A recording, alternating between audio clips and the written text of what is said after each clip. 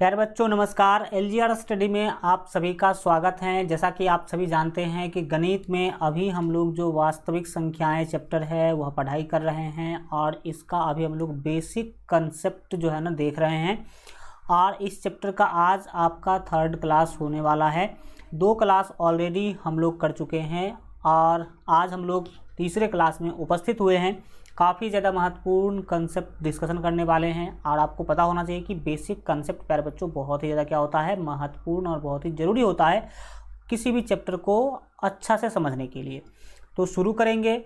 आप लोग जल्दी से जल्दी जो है ना क्लास को शेयर कर दीजिएगा अपने दोस्त मित्र भाई बहन के पास। हम लोग पिछले क्लास में सम संख्या तक पढ़ाई कर चुके थे। कहाँ तक पढ़े थे सर? सम संख्या तक। और आज हम लोग जो है ना विषम संख्या से क्या करेंगे, आगे बढ़ेंगे। सबसे पहला, ये नॉर्मल चीज़ें हैं लेकिन आपको ये जानना ज़रूरी है कि आखिर विषम संख्या जो हमें पढ़ना है तो विषम संख्या से किस टाइप के क्वेश्चन आते हैं। अगर बात करेंगे कि विषम संख्या क्या है तो सीधा समझ लीजिए वह संख्या जिसमें 2 से भाग ना लगे। यानी कि अगर 2 से भाग दीजिएगा तो कुछ ना कुछ शेष बच जाएगा। कुछ शेष क्या बचेगा? एक शेष बचेगी हमेशा। ठीक है, तो वैसा संख्या जिसमें 2 से भाग देने पर एक शेष बच जाए उसे हम कहते हैं विषम संख्या। परिभाषा आप लोगों ने पढ़ा होगा कि वैसी संख्या जो 2 से पूर्णतः विभाज्य नहीं हो उसे विषम संख्या कहते हैं। यानी कि जिसमें 2 से पूरा भाग न लगे उसे विषम कहते हैं। ये होंगे कौन कौन? तो 1, 3, 5, 7, 9 डॉट डॉट डॉट अनंत तक ये जाएंगे। अब आपको याद रखने योग्य जो बात है, सबसे पहला याद रखिएगा कि सबसे छोटी विषम संख्या, सबसे छोटी प्यारे बच्चों विषम संख्या होगी 1। सबसे छोटी विषम संख्या क्या होगी? 1 होगी। चलिए आगे बढ़ते हैं और नोट में कुछ महत्वपूर्ण बात हम बताएंगे आपको। नोट कभी भी मत भूलिएगा क्योंकि आपके एग्जाम में क्वेश्चन नोट से ही आते हैं। कहाँ से आते हैं? नोट में जो बातें हम आपको बताएंगे वहीं से। तो सबसे पहला कि सबसे छोटी विषम संख्या 1 होती है, जो कि नॉर्मल चीज़ है। आप हमेशा इसे क्या करेंगे? याद रखेंगे। दूसरा है कि विषम संख्या 2n+1 के रूप में होती है। क्या मतलब इसका?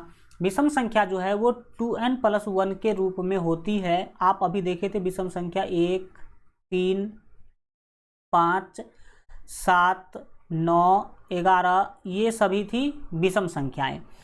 अब हमने बोला कि विषम संख्या 2n+1 के रूप में होती है। इसका क्या मतलब है? इसका मतलब है कि जितनी भी विषम संख्याएं हैं आप इसको 2n+1 के रूप में क्या कर सकते हैं? लिख सकते हैं। जैसे मैं अगर बात करूं 1 के बारे में तो 1 को मैं क्या कर सकता हूं? सीधे समझिए। लेकिन यहाँ पर n जो है ना वो पूर्ण संख्या है। कौन है प्यारे बच्चों? n वो है पूर्ण संख्या। n क्या है? पूर्ण संख्या है। इस बात का आप ख्याल रखेंगे। आप कहेंगे सर जरा लिख के दिखाइए 1 को 2n+1 के रूप में। तो 1 को आप लिख सकते हैं 2 × 0+1 लिख सकते हैं। नहीं सर बिल्कुल लिख सकते हैं। पूर्ण संख्या क्योंकि 0 से शुरू होती है तो n का मान 0, 1, 2, 3 कुछ भी आप ले सकते हैं आगे। ठीक है, तो 1 को आप 2 × 0+1 लिख सकते हैं। अगर बात किया जाए 3 को तो 3 को आप लिख सकते हैं 2 × 1 बिल्कुल ठीक है। 3 के बाद आपका 5 है तो 5 को आप क्या लिख सकते हैं? 5 को लिख सकते हैं 2 × 2 और +1। तो आप देख रहे हैं यहाँ पर जो विषम संख्याएं हैं इसको हम 2n+1 के रूप में लिख पा रहे हैं। जहाँ n क्या है? तो पूर्ण संख्या है। 0, 1, 2, 3, 4, 5 कुछ भी n का वैल्यू हो सकता है। तो यह बात हम आशा करते हैं कि आप लोग समझे होंगे। एक एग्जाम्पल और हम आपको दिखा देते हैं। बताइए, मैंने आपको दे दिया, मान लीजिए कि 17 क्या है? विषम संख्या है। इसको आप 2n+1 के रूप में कैसे लिखेंगे? तो सर 2 और × 8 तो 8 दूना 16 और +1 आप बोल सकते हैं। तो इस तरह से आप 2n+1 के रूप में किसी भी विषम संख्या को लिख सकते हैं। हमने आपको प्यारे बच्चों बताया 2n+1, कहीं पे दे देगा 2p+1, कहीं दे देगा 2m+1। तो ये m,p,n से मतलब नहीं है, बस वो ये बोल देगा कि n पूर्ण संख्या है। n क्या है? पूर्ण संख्या है। तो आपने देखा कि विषम संख्या का व्यापक रूप क्या है और इसका मतलब क्या होता है। हमने सम संख्या के बारे में भी आपको बताया था इस तरह का चीज़। अगला आप देखिए कि दो क्रमागत विषम संख्याओं का अंतर हमेशा 2 होती है। क्या मतलब? आप दो लगातार विषम संख्या लीजिए, जैसे कि एक विषम संख्या 5 है और 5 के जस्ट बाद कौन होती है सर? 6 नहीं होती है, 7 होती है। बिल्कुल ठीक। अब इसको आप क्या कीजिए? घटाइए। अंतर मतलब घटाइए। तो 7 में से 5 घटाइएगा, कितना मिलेगा सर? 2। तो कभी भी दो लगातार विषम संख्या का जो अंतर है, अंतर मतलब जो घटाव है ना प्यारे बच्चों, वो हमेशा 2 ही होगी। कितना होगी? 2। 2 को लगातार विषम संख्या को घटाइएगा तो आपको 2 ही क्या होगा? देखने को मिलेगा। ये बात याद रखेंगे। अगला याद रखिएगा कि दो क्रमागत विषम संख्या का मौसा 1 होती है। दो लगातार विषम संख्या लीजिए, कौन सी संख्या? विषम संख्या, और उसका आप HCF यानी कि मौसा ज्ञात कीजिए तो आपको आंसर कितना मिलेगा? 1। सर कैसे? देखिए, एक आपका और 3 विषम संख्या है और ये 2 लगातार विषम संख्या है। इसका अगर आप HCF निकालिएगा तो 1 तिया 3, ये हो जाएंगे 0। HCF आया आपका 1। सर बोलेंगे तो सिंपल था, 1 आ गया। हमेशा कभी भी 2 लगातार सम संख्या लीजिएगा और उसका HCF निकालिएगा तो आपको मिलने वाला है HCF 1। जैसे कि मान लीजिए एक है विषम संख्या 11 और 11 के जस्ट बाद विषम संख्या होती है 13। अब 11 13 हो गई दो क्रमागत विषम संख्या। अब इसका आप HCF निकालिए तो सर 11 का हो जाएगा 11। इसमें जब हम घटाने जाएंगे तो यहाँ पर आएगी 2, फिर यहाँ पर सर हम लिख लेंगे 11, 2 दाएँ 10, 2 दाएँ कितना? 10। 1 आ जाएगी यहाँ पर 2 लिखेंगे, 1 दूना 2, ये तो घट के 0 हो जाएगी। HCF आई 1। HCF कितना है? 1। तो हमेशा HCF कितना होगा प्यारे बच्चों? 1 ही होने वाला है। हमने आपको अलग अलग एग्जाम्पल देकर के समझाने का कोशिश किया। लास्ट, प्रथम n विषम संख्याओं का योग निकालने का जो सूत्र है ना प्यारे बच्चों, वो होगा n²। क्या होगा? n²। क्या मतलब है इसका? हमने आपको क्वेश्चन दिया, क्या दिया? क्वेश्चन दिया हमने कि प्रथम 5 विषम संख्या का योग क्या होगा? क्या होगा? यह बात हमने आपसे पूछा कि बताओ भाई साहब, प्रथम 5 विषम संख्या का योग। तो सर प्रथम 5 विषम संख्या होगी कौन? जब हम इसके हल के बारे में बात करेंगे तो बोलेगा सर प्रथम 5 विषम संख्या 1 है, इसके बाद 3, 5, 7 और 7 के बाद 9। यही तो है प्रथम 5 विषम संख्या। सर इसको जोड़ने के लिए तो सिंपल हम क्या कर देंगे? जोड़ देंगे। इसको जोड़ दीजिएगा, वही आपका क्या हो जाएगा सर? आंसर हो जाएगा। जोड़ के देखिए, 1 3 4 5 9 7 16 और आपके 16 और 9 जो है हो जाएगा आपका 25। 16 ना कितना होगा? 25। सर ये तो सिंपल चीज़ है, तो फिर इसके लिए हम फार्मूला क्यों रटेंगे? n²। देखिए बहुत सिंपल, मैं आपको बता देता हूँ इसका। सेकंड विधि फार्मूला है। इस क्वेश्चन में प्यारे बच्चों n का वैल्यू था आपके पास 5। कितना था? 5।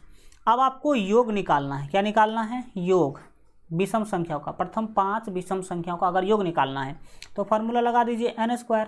n² यानी n का वैल्यू 5 है तो 5 का स्क्वायर, 5 का स्क्वायर यानी कि 25। कितना? 25 आंसर होगा। सर यहाँ भी आंसर 25, यहाँ भी आंसर 25। यहाँ पर तो इस क्वेश्चन में आपको ई वाला विधि अच्छा लग रहा होगा। ई वाला का सोच रहे होंगे कि सर फार्मूला क्यों याद करूँ मैं, लेकिन याद रखिएगा कि अगर 5 बोला तो कर लिए। अगर एग्जाम में बोल देगा 25 विषम संख्या का योग निकालिए, तब तो सर जी आप लोग लंबा टाइम ले लेंगे 25 को जोड़ने में। फार्मूला याद रहेगा तो 25 का स्क्वायर कर लीजिए, बात खत्म। तो आइए आगे हम एक और क्वेश्चन बनाते हैं। अगला क्वेश्चन आपके सामने उपस्थित है, जरा समझिए। क्वेश्चन है कि प्रथम 25 विषम संख्याओं का योग ज्ञात करें। अब आप अगर फार्मूला याद नहीं रखेंगे तो आपको क्या करना पड़ेगा सर? आपको करना पड़ेगा 25 संख्या लिख कर उसको जोड़ना पड़ेगा, तो टाइम ज़्यादा लगेगा। चलिए इसको बनाते हैं हम लोग सूत्र की मदद से। हल जब करने के लिए चलिएगा तो देख लीजिएगा कितना बोला। तो प्रथम 25, तो सीधा समझ लीजिए कि n का वैल्यू आपको क्वेश्चन में दे दिया 25। ठीक है, अब n का वैल्यू 25 दे दिया तो अब आपको निकालना है योग। चूंकि विषम संख्याओं का योग निकालना है तो इसका फार्मूला होगा n²। n² का सीधा आप वैल्यू निकाल लीजिए। तो n का वैल्यू है 25, 25 का कर देंगे सर स्क्वायर, 25 का स्क्वायर होगा 625, 625 आपका फाइनल आंसर। अब 25 को विषम संख्या को लिखना, फिर उसका हम ये करेंगे, कुछ मतलब नहीं है वो सब करने का।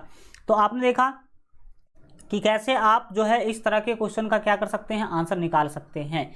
ये फार्मूला याद रखने की कोशिश करेंगे एन स्क्वायर, ठीक है। अब बात हम बढ़ाएंगे आगे, आगे की चीज़ों को सीखने समझने का करिए आप लोग कोशिश। क्या है, अब हमारा 9 नंबर का संख्या आपके सामने है, जिसे कहते हैं भाज्य संख्या। क्या कहते हैं प्यारे बच्चों, हम कहते हैं इसे भाज्य संख्या। इसको कई बार अलग अलग नामों से पुकारा गया है आपके एग्जाम में। भाज्य संख्या का ही दूसरा नाम है यौगिक संख्या, और इसी का तीसरा नाम है संयुक्त संख्या, और इसको इंग्लिश में है ना कंपोजिट नंबर कहते हैं। तो खाली इंग्लिश नहीं भी याद रखिएगा, अगर बिहार बोर्ड से हैं तो कोई दिक्कत नहीं है, लेकिन ये 3 नाम जरूर याद होना चाहिए, क्योंकि अब एग्जाम में ऐसा देखने को मिला है। पूछा गया था कि निम्नलिखित में से सबसे छोटी यौगिक संख्या कौन है। लो भाई, अब बच्चे केवल पढ़ाई करके गए हैं भाज्य संख्या, एग्जाम में पूछ लिया सर यौगिक संख्या, है तो दोनों एक ही, लेकिन नाम नहीं सुना रहिएगा तो होगा आपको दिक्कत। तो इसलिए तीनों नाम एक ही चीज़ का नाम है, भाज्य संख्या बोलिए या यौगिक संख्या बोलिए या संयुक्त संख्या बोलिए, तीनों के तीनों आप याद रखेंगे कि कंपोजिट नंबर के ही नाम है। तो अब समझिए कि आखिर भाज्य संख्या है क्या। सीधा आपको पता होना चाहिए कि वैसी संख्या जिसमें स्वयं और एक के अलावे किसी और संख्या से भी भाग लगे, उसे हम कहेंगे भाज्य संख्या। इसके लिए हम दो परिभाषा आपके लिए तैयार करके लाए हैं। पहला परिभाषा, वैसी संख्या जिसके 2 से अधिक गुणनखंड हो, उसे भाज्य संख्या कहते हैं। गुणनखंड कितना से अधिक, 2 से अधिक, 3, 4 या 5 हो सकते हैं, उससे भी ज़्यादा हो सकते हैं। तो वैसी संख्या जिसका 2 से अधिक गुणनखंड अगर मिल पा रहा है तो उसे हम बोलेंगे भाज्य संख्या। दूसरा परिभाषा, वैसी संख्या जो स्वयं एवं एक के अतिरिक्त किसी अन्य संख्या से भी विभाज्य हो, उसे भाज्य संख्या कहते हैं। यानी कि ऐसा संख्या जिसमें एक से तो भाग लगेगा ही, खुद से भी भाग लगेगा, और उसके अलावे भी किसी और संख्या से क्या हो, भाग लगे, उसे हम कहते हैं भाज्य संख्या। एग्जाम्पल आपको नीचे दिखाई दे रहा होगा, 4, 6, 8, 9, 10, 12, 14 अनंत तक ये जाएगा। अब जरा समझिए इस दोनों परिभाषा को यहाँ पर एग्जाम्पल के हेल्प से सिद्ध करिए। 4 आप याद रखिएगा कि सबसे छोटी भाज्य संख्या होती है। सबसे छोटी भाज्य संख्या कौन है प्यारे बच्चों, तो बोलेंगे 4। 4 से छोटी कोई भी भाज्य संख्या नहीं है। वो आगे हम जब अभाज्य का चर्चा करेंगे तो इसके बारे में और डिटेल क्या करेंगे हम लोग जानेंगे। तो 4 सबसे छोटी भाज्य संख्या है। जरा देखते हैं कि ये परिभाषा को सिद्ध कर पा रहा है कि नहीं। 4 पहला परिभाषा बोलता है कि वैसी संख्या जिसके 2 से अधिक गुणनखंड हो। तो भाई साहब अगर हम इसका गुणनखंड निकालने जाएंगे, 2 से लगाएंगे, 2 दूना 4, फिर 2 से लगा देंगे, 2 एका 2, यानी कि 4 को हम लिख सकते हैं 1 गुने 2 गुने 2, और 4 तो लिख ही सकते हैं। तो 1, 2, 3 कितने गुणनखंड हुए सर, 3 गुणनखंड हुए, मतलब 2 से अधिक गुणनखंड हैं। तो 2 से अधिक गुणनखंड है, इसीलिए हम इसको भाज्य कहते हैं।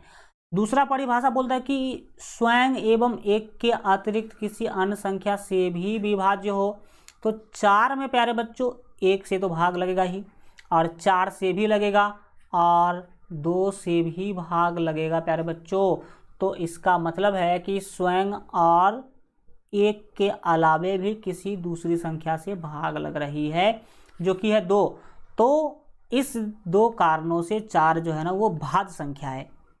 बाकी के सभी संख्याओं का भी प्यारे बच्चों यही जो है ना सिस्टम आपको देखने को मिलेगा। जैसे कि 12 है, 12 का देखिए कि कितने गुणनखंड है। 2 से लगाएंगे सर 6 होगा, फिर 2 से लगाएंगे 3 होगा, फिर 2 नहीं 3 से लगा दीजिए, देखो 3 का 3, यानी कि 12 को आप लिख सकते हैं 2 गुने 2 गुने 3 गुने 1, यानी कि 4 गुणनखंड हो गए।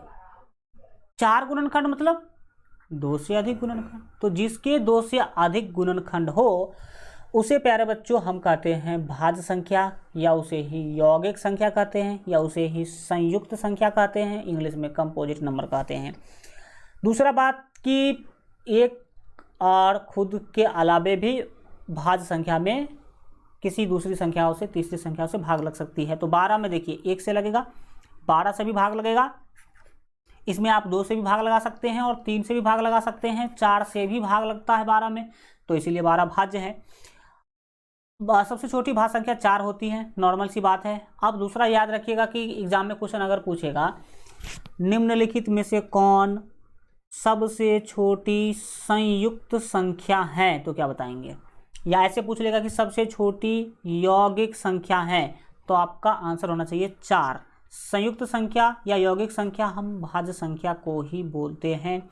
अब अगला हम जो देखने वाले हैं प्यारे बच्चों वो है अभाज्य संख्या। अभाज्य, आपको पता होना चाहिए कि किसी भी शब्द के शुरू में अ लगा देने से उसका अर्थ जस्ट उल्टा हो जाता है। तो आपने भाज्य के शुरू में लगा दिया अ, तो ये जो अभाज्य संख्या है वो भाज्य संख्या का जस्ट उल्टा गुण वाला होगा। सीधा समझिए, भाज्य संख्या थी जिसमें स्वयं और एक के अलावे किसी अलग संख्या से भी भाग लग रही थी, लेकिन इसमें केवल स्वयं से भाग लगेगा और एक से भाग लगेगा, बाकी किसी से भी भाग नहीं लगेगा। दूसरा, इसके केवल 2 ही गुणनखंड होंगे, तो ऐसे संख्या को हम बोलेंगे अभाज्य संख्या। जैसे देखिए हमने लिखा है कि वैसी संख्या जो स्वयं एवं एक के अतिरिक्त किसी भी अन्य संख्या से विभाज्य न हो, मतलब एक से भाग लगेगा और खुद उस संख्या से भाग लगेगा और बाकी तीसरा किसी भी संख्या से भाग नहीं लगेगा, वो विभाजित नहीं होगी, उसे अभाज्य संख्या कहते हैं। ओके, दूसरा जो परिभाषा है कि वैसी संख्या जिसके केवल 2 गुणनखंड, कितने गुणनखंड? केवल 2 गुणनखंड, और वो 2 गुणनखंड में एक तो वो खुद होगी और दूसरा एक, ठीक है, हो, उसे हम अभाज्य संख्या कहते हैं। जरा अभाज्य संख्या के लिस्ट को समझिए। सबसे छोटी अभाज्य संख्या 2 होती है, सबसे छोटी अभाज्य संख्या 2 होती है, 2 के बाद 3, 5, 7, 11, 13, ये सारी की सारी संख्याएं कौन सी है? तो ये सभी थी आपकी अभाज्य संख्या। कौन सी संख्या थी? अभाज्य संख्या। अब अगर हम 2 को अभाज्य कहते हैं तो इसमें हम परिभाषा वाला गुण खोजना चाहेंगे, तो देखते हैं, गुण खोजने की कोशिश करते हैं। इसने बोला कि स्वयं और एक के अतिरिक्त किसी अन्य से विभाजित जो है नहीं होगी, तो 2 में या तो प्यारे बच्चों आप 2 से भाग दे सकते हैं या नहीं तो 1 से भाग दे सकते हैं, बाकी किसी भी संख्या से इसमें भाग नहीं लगेगा, तो ये तो सिद्ध हो गया। दूसरा कि इसका गुणनखंड भी केवल 2 ही होंगे, 2 से लगाइएगा, 2 1 2, यानी कि 2 को आप लिख सकते हैं 2 गुने 1, बाकी कुछ नहीं लिख सकते हैं। तो 2 ऐसी संख्या जिसका केवल 2 गुणनखंड है, जिसमें पहला तो वो खुद है, स्वयं हमने बोला था स्वयं, और दूसरा एक, दूसरा कौन है? एक है। अब केवल 2 ही का नहीं, किसी भी अभाज्य संख्या का ले लीजिए, इसके केवल 2 ही गुणनखंड होंगे। अगर बात किया जाए 11 का, 11 में किसी से लगता है? सर नहीं लगता है, तो 11 में केवल 11 से ही लगना संभव है, 11 का 11, यानी कि आप 11 को केवल 11 गुने 1 लिख सकते हैं, यानी कि 11 का केवल 2 आपका गुणनखंड है। 2 क्या है? गुणनखंड है, जिसमें एक तो वो खुद है, एक तो प्यारे बच्चों वो कौन है? खुद है, और दूसरा एक है। तो जिसका गुणनखंड केवल 2 हो, जिसमें वो खुद हो और एक जो है ना दूसरा गुणनखंड 1 हो, उसे हम अभाज्य संख्या कहते हैं। अभाज्य संख्या से रिलेटेड मैं यहाँ पर कुछ बातें बता देना चाहता हूँ। 2 से यानी कि 1 से लेकर के 197 के बाद 100, यानी कि मान लीजिए 100, 1 से लेकर के 100 तक के सारे अभाज्य संख्या का लिस्ट हमने आपको यहाँ पर दे दिया है, ताकि आप इसको एक बार देख लीजिए और आप याद रखिए कि ये सभी अभाज्य संख्या हैं। 2 3 5 7 11 13 19 23 29 31 37 41 43 47 53 59 61 67 71 73 79, यानी कि आपके हो जाएंगे 79, ठीक है, 79 83 89, 97, ये सभी के सभी संख्या क्या है, अभाज्य हैं। 1 से 100 तक के सभी अभाज्य संख्या यही है। आप इसे ध्यान रखेंगे कि कौन कौन था। हम बढ़ेंगे आगे, सब नोट में चीज़ें जो भी लिखी होगी उसे ध्यान से देखिएगा। नोट नंबर 1, सबसे छोटी अभाज्य संख्या 2 होती है। सबसे छोटी अभाज्य संख्या कौन है, 2 होती है। अगला याद रखिएगा कि 1 से 50 तक कुल 15 अभाज्य संख्या होती है। सर जरा दिखा दीजिए कहाँ है 1 से 50 तक 15 ही। तो गिनिए 1 2 3 4 5 6 7 8 9 10 11 12 13 14 15। 1 से 50 तक 15 ही अभाज्य संख्या है कि नहीं, बोलेंगे यस सर। 1 से 50 तक तो 15 ही है। 16 17 18 19 20 21 22 23 24 25। लेकिन अगर 1 से 100 तक पूछा जाए कि कितनी अभाज्य संख्याएं होती हैं तो बोलेंगे सर 25 होती है, और 1 से 50 में 15 होती है। समझ में आया। चलो भाई अब बढ़ेंगे आगे, और अगला चीज़ यहाँ पर हम लोग समझने की कोशिश करेंगे कि 2 एकमात्र सम अभाज्य संख्या है। क्या मतलब सर इसका, देखिए दुनिया में 2 को छोड़कर कोई भी ऐसा संख्या नहीं है जो सम भी है और अभाज्य भी है।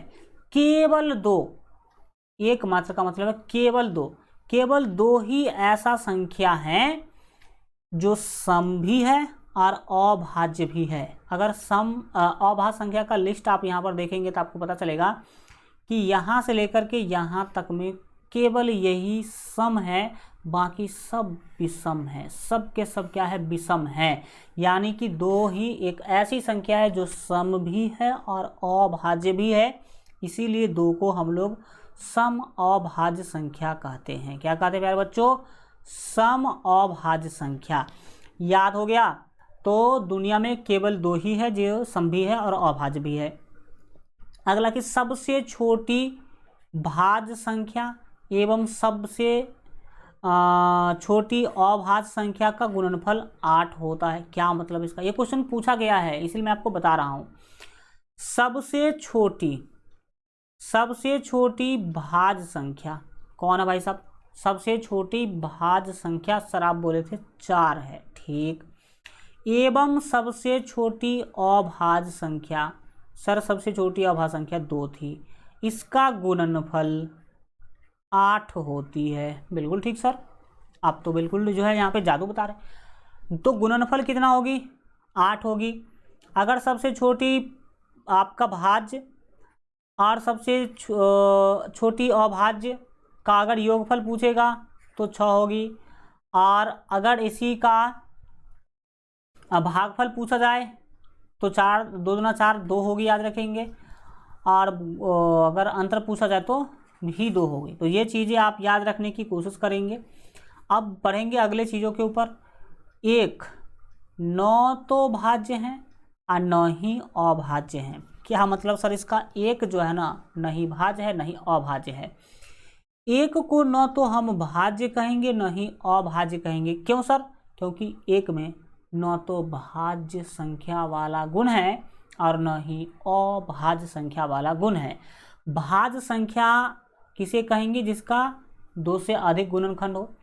एक का 1 गुने 1 ही लिखा जा सकता है और कुछ भी नहीं, तो केवल 2 ही गुणनखंड हुए, इसीलिए यह भाज्य नहीं है। अब बात करेंगे अभाज्य का, तो एक अभाज्य है कि नहीं। अभाज्य में परिभाषा था कि वैसी संख्या जिसका केवल 2 गुणनखंड हो, लेकिन उसमें पहला तो वो खुद होना चाहिए, दूसरा 1 होना चाहिए। सर यहाँ पर 2 गुणनखंड तो है, लेकिन ये चीज़ याद रखिएगा एक ही बार रिपीटेड है, तो यहाँ पर इसे 2 नहीं माना जाएगा, 2 नहीं माना जाएगा। तो एक न तो भाज्य है और न ही अभाज्य है, इसे संयुक्त संख्या जो है ना आप नहीं बोलेंगे। तो आपने समझा कि एक भाज्य और अभाज्य क्यों नहीं है। अब है कि सबसे छोटी सभी भाज्य संख्या को अभाज्य संख्याओं के गुणनफल के रूप में व्यक्त किया जा सकता है। बिल्कुल सर, अभी हम आपको बताए भी थे कि क्या है इसका फंडा। 1 मिनट, 1 मिनट रुकिएगा। अच्छा ठीक है, पेज यहाँ पे खाली है। अब समझिए, इस पॉइंट ने बोला कि सभी भाज्य संख्या को आप अभाज्य संख्याओं के गुणनफल के रूप में व्यक्त कर सकते हैं। क्या मतलब है इसका सीधा मतलब समझिए। कोई भी भाज्य संख्या है, इसको अभाज्य संख्या के गुणनफल के रूप में आप लिख सकते हैं। आप 50 को क्या लिखेंगे, 50 को लिख सकते हैं 2 गुने 5 गुने 5, क्योंकि 5 है 25, दूना 50। तो बताइए, ये भाज्य संख्या है। अब इसको अभाज्य संख्या के गुणनफल के रूप में आपने लिख दिया है 2 गुने 5 गुने 5। ये 2 5 5 सभी अभाज्य हैं। तो सीधा पॉइंट याद रखना आपको कि जितनी भी भाज्य संख्या हैं उसे हम अभाज्य संख्याओं के गुणनफल के रूप में जो है ना व्यक्त कर सकते हैं, यानी कि लिख सकते हैं। तो सभी भाज्य संख्या को अभाज्य संख्या के गुणनफल के रूप में व्यक्त किया जा सकता है। किसके रूप में व्यक्त किया जा सकता है प्यारे बच्चों? गुणनफल के रूप में व्यक्त किया जा सकता है। तो ये भाज्य संख्या अभाज्य संख्या का खेल हमने देख लिया। अब हम देखेंगे सह अभाज्य संख्या क्या है, जिसे हम को प्राइम नंबर कहते हैं। क्या चीज़? सह अभाज्य संख्या, यानी कि को प्राइम नंबर।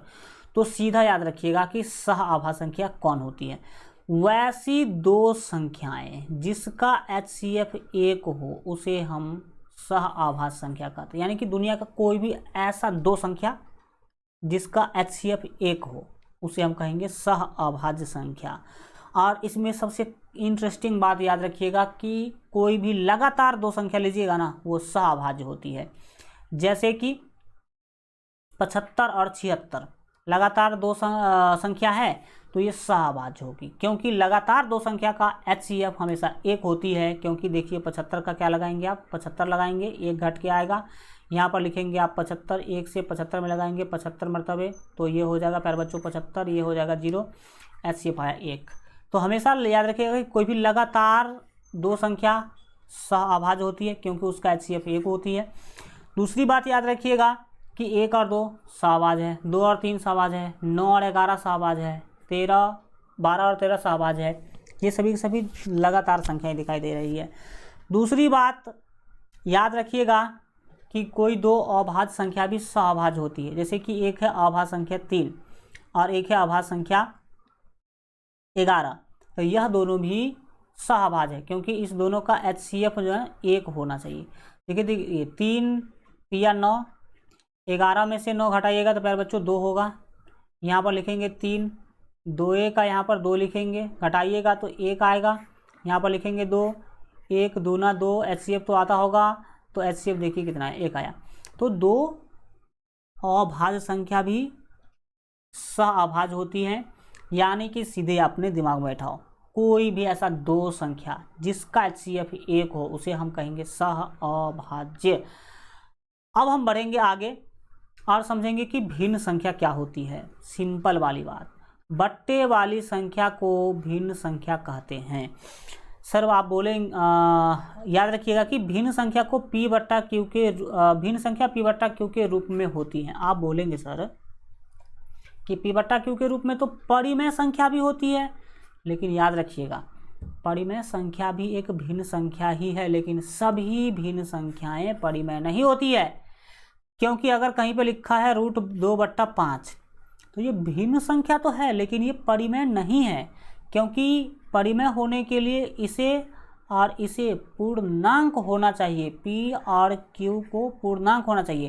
तो ये पूर्णांक नहीं है, ये पूर्णांक है, इसीलिए ये भिन्न संख्या तो है लेकिन परिमेय नहीं है। तो सभी भिन्न संख्याएं परिमेय नहीं होती हैं।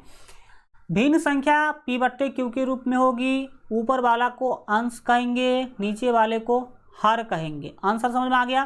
कहीं पर लिखा है 2/3 तो इसका मतलब ये अंश है और ये हर है। तो आपने देखा कि भिन्न संख्याएं जो है ना वो क्या होती है। अब लगा लीजिए वेरी वेरी इंपॉर्टेंट संख्या, ये याद रखिएगा, यहाँ से क्वेश्चन आते हैं और ज़रूर आते हैं। पूर्ण वर्ग संख्या, क्या नाम है सर जी? इसका नाम है पूर्ण वर्ग संख्या। जानिए कि पूर्ण वर्ग संख्या आखिर किसे कहते हैं। तो सीधा याद रखिए, वैसी संख्या जिसका वर्गमूल एक पूर्ण संख्या हो उसे पूर्ण वर्ग संख्या कहते हैं। उसे क्या कहते हैं? पूर्ण वर्ग संख्या। सीधे समझिए, परफेक्ट स्क्वायर हाँ जो होगी उसे हम पूर्ण वर्ग संख्या कहते हैं। सर इसका क्या मतलब है? कोई ऐसा संख्या जिसका वर्गमूल पूर्ण संख्या हो उसे कहेंगे हम पूर्ण वर्ग संख्या। इसका एग्जांपल समझिए, 0 है, 1 है, 4 है, 9, 16, 25, 36, 49, 64, 81 और 100। 0 से लेकर 100 तक में यही सारी जो संख्याएं हैं वो पूर्ण वर्ग संख्या हैं। इसका सीधा मतलब है कि इस सभी का जो वर्गमूल अगर निकालने के लिए बोला जाए तो एक पूर्ण संख्या मिलेगी आपको। जैसे कि √0 का वर्गमूल 0 जो कि पूर्ण संख्या है, √1 का वर्गमूल 1, √4 का वर्गमूल प्यारे बच्चों होता है 2, ठीक, √9 का वर्गमूल 3, √16 का वर्गमूल 4, √25 का वर्गमूल 5। तो इन सभी संख्याओं का जो वर्गमूल है एक पूर्ण संख्या होती है। क्या होता है प्यारे बच्चों? पूर्ण संख्या। इसीलिए से हम कहते हैं पूर्ण वर्ग संख्या। पूर्ण वर्ग संख्या याद रखने की जरूरत नहीं है, सीधे समझिए, 0 का 0, 1 का 1, 2 दूना 4, 3 तिया 9, 4 चौके 16, 5 25, 6 छक्के 36, 7 सत्ते 49, 8 अट्ठे 64, 9 नमा 81 और 10 दाएँ के 100। इस ट्रिक को याद रखिएगा, इसका स्क्वायर कर लीजिए, यही पूर्ण वर्ग संख्या है। तो आपने समझा। अब आपको 0 से लेकर के 100 तक की पूर्ण वर्ग संख्या को रटना नहीं पड़ेगा। कैसे याद रखेंगे? याद रखेंगे 0 का 0, 1 का 1, 2 दूना 4, 3 तिया 9, 4 चौके 16, 5 25, 6 छक्के 36, 7 सत्ते 49, 8 अट्ठे 64, 9 नमा 81, 10 दाएँ के 100। ये सभी संख्याएं हो गई पूर्ण वर्ग संख्या। ठीक है, अब हम पूर्ण वर्ग संख्या के बाद आगे बात करेंगे अभाज्य गुणनखंड के बारे में। किसके बारे में प्यारे बच्चों बात करने वाले हैं हम लोग? तो हम लोग बात करने वाले हैं अभाज्य गुणनखंड के बारे में बात करने वाले हैं। यहाँ से क्वेश्चन आते हैं सर एग्जाम में, एकदम आता है क्वेश्चन। तो जरा आप लोग दिल थाम के बैठिए, सीखिए क्वेश्चन को। ये टॉपिक जो है ना अभाज्य गुणनखंड, इसको हम लोग क्वेश्चन के हेल्प से समझेंगे। हमने बोला कि निम्न संख्याओं का अभाज्य गुणनखंड ज्ञात करिए। जैसे सबसे पहला है आपका 20। 20 का अभाज्य गुणनखंड निकालने के लिए बोलेगा तो 2 से लगा दीजिएगा, हो जाएगा 10। फिर आप 2 से लगा दीजिए, हो जाएगा प्यारे बच्चों यहाँ पर 5। अब आप इसमें किसी से मत लगाइए क्योंकि 5 में लगाने के बाद एक ही आएगा, 5 में किसी से भाग नहीं लगता है, इसलिए छोड़ देंगे इसको। यानी कि जो 20 है ना, कौन चीज़ 20 जो है, 20 का अभाज्य गुणनखंड हुआ 2 गुने 2 और गुने 5। इसको प्यारे बच्चों आप ऐसे भी लिख सकते हैं 2 का पावर 2 और गुने 5।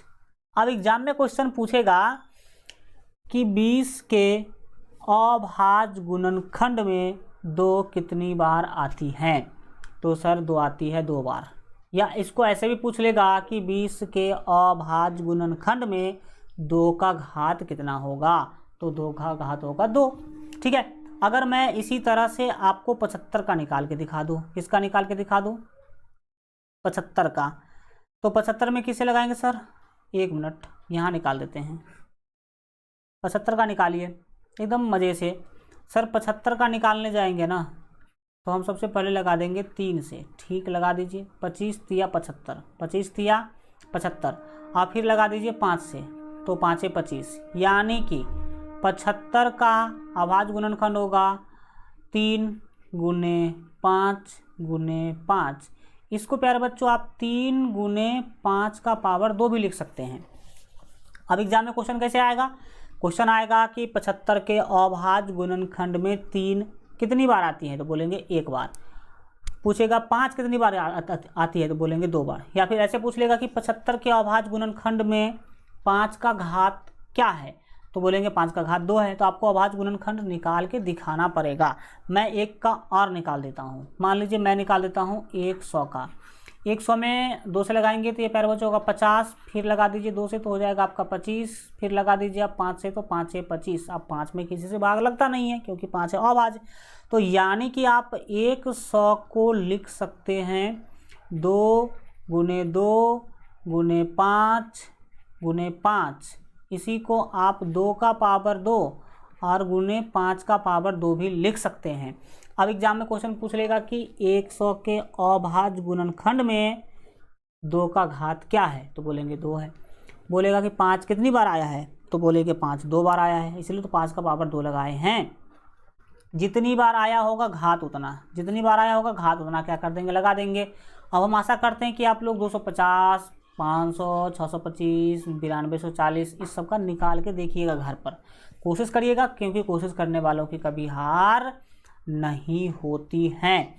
मैं अगर निकाल देने की कृपा करूं तो मैं निकाल देता हूं आपको 9240 का। किसका निकाल देता हूं, अगर 9240 का मैं निकाल देने की कोशिश करूं तो क्या होगा। 9240 का देखिए अभाज्य गुणनखंड कैसे निकालेंगे आप।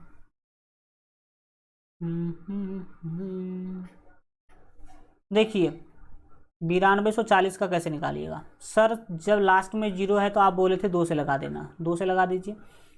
2 चौके 8, 2 छक्के 12, 2 दूना 4, 0, ठीक है, सीधा 4620। 2 से फिर लगाएंगे क्योंकि लास्ट में 0 है, तो 2 दूना 4, 2 तिया 6, 10 दूना 20। आ रहा है समझ में। फिर आप लगा देंगे 2 से, 2 एका 2, 2 एका 2, 2 पंचे 10, 2 पंचे 10, 1155 दूना 2310 आप बोल सकते हैं। अब क्या करोगे प्यारे बच्चों इसमें, सर अब इसमें हम किससे लगा सकते हैं, 3 से लगा सकते हैं क्या, क्योंकि 2 से नहीं लग सकती है। 3 से अगर कोशिश मैं करूं तो 3 तिया 9 और 3 अट्ठे 24 लग जाएगा। देखो 3 से लगा के हम देखने की कोशिश करते हैं। तो 3 से लगाइएगा तो 3 तिया 9 हुआ, 11 में से 9 गया तो 2 पर ये 5 आएगा 25, 3 अट्ठे 24, 3 अट्ठे 24 हो गया, 1 आया 1 पर 5 तो 3 पंचे 15। ओके, अब क्या सर इस बार 3 से लगेगी, नहीं 5 से लगा सकते हैं आप। किसे लगा सकते हैं, 5 से। तो 5 से लगाइएगा तो 5 सत्ते 35, 38 में से 35 गया 3, 3 पर 5 आया 35, फिर 5 सत्ते 35। अब सर क्या करूं, किससे लगाऊं, 7 वगैरह से लगेगा नहीं, क्या करेंगे हम, 3 दूना 6, 3 नमक 27 लग तो रहा है। अगर 7 3 दूना 6 नहीं लगेगा 7 से, आप डायरेक्ट 3 से नहीं लगेगा इसमें, तो आप डायरेक्ट लगा दीजिए 7 से। 7 से लगाएगा तो 11 सत्ते 77, 11 सत्ते 77, यानी कि प्यारे बच्चों 11 के बाद आपको लगेगा नहीं। आप 9240 को लिख सकते हैं 2 गुने 2 गुने 3 गुने 5 गुने 7 गुने 11। इसमें आप देख सकते हैं कि 2 बार आया है, तो इसको हम 2 का पावर 2 गुने 3 गुने 5 गुने 7 गुने 11 लिख सकते हैं। एग्जाम में पूछेगा 9240 के अभाज्य गुणनखंड में 5 कितनी बार आया है, तो बोलेंगे 1 बार आया है। 2 का घात कितना है, तो बोलेंगे 2 है। तो हम आशा करते हैं कि ये जो चीज़ें हैं वो आप लोग समझे होंगे, बातों को समझ पा रहे होंगे कि अभाज्य गुणनखंड हम कैसे निकालेंगे और कैसे निकाला जाता है और इससे क्वेश्चन कैसे आएंगे। जो बच गया है उसको आप लोग HW के रूप में घर पे बनाइए, उसका फ़ोटो खींच के व्हाट्सएप पर भेजिए, देखेंगे कितने बच्चे बना पा रहे हैं। और अगर कोई दिक्कत हो तो अगले क्लास में पूछिए, या फिर आप वीडियो में कमेंट कर दीजिए या व्हाट्सएप पर लिख दीजिए कि सर इसका हमें नहीं बना, तो मैं आपको अगले क्लास में बता दूंगा। तो ठीक है, अगर आगे टॉपिक देखा जाए कि अगला टॉपिक हमारा क्या होने वाला है, तो अगला टॉपिक है HCF LCM। HCF LCM को हम लोग नया दिमाग से अगले क्लास में क्या करेंगे प्यारे बच्चों, सीखेंगे। तो आज के लिए हम रखने वाले हैं इतना ही। अगर आज का क्लास अच्छा लगा हो तो वीडियो को आप लोग कर दीजिएगा लाइक, अपने दोस्तों में शेयर वगैरह कर दीजिएगा। इससे आगे के कंसेप्ट को हम लोग देखेंगे अगले क्लास में। और जितने बच्चे अगर अभी तक लक्ष्य 450 प्लस बैच ज्वाइन नहीं किए हैं तो ज़रूर ज्वाइन कर लीजिएगा, क्योंकि इस बैच में आपको मिलने वाली है ढेर सारी सुविधाएं। जिसको आप यहाँ पर देख सकते हैं, वीडियो को रोक करके इसे पढ़ सकते हैं। इतना ही नहीं, ये सभी सुविधाएं भी आपको मिलेगी इस बैच में बिल्कुल कम फी पर, 1199 फी पर। इसमें पढ़ाया जाएगा आप लोगों को ऑल सब्जेक्ट, ये सभी सब्जेक्ट पढ़ाए जाएंगे। No coaching no other class, आपको कोई कोचिंग और कोई क्लास करने की ज़रूरत पड़ेगी ही नहीं। इसका फ़ी मात्र 1199 अभी है। अगर आप अभी कोर्स ज्वाइन करते हैं तो 1199 में मात्र आपको मिल जाएगा यह कोर्स, ठीक है भाई साहब। क्लास चलेगी LGR स्टडी लाइव ऐप पे, ये ऐप डाउनलोड कर लीजिएगा, इसमें फ्री सब कुछ मिल जाएगा। इसमें आपका चलेगा पेड कोर्स का क्लास, ठीक है, चल रही है।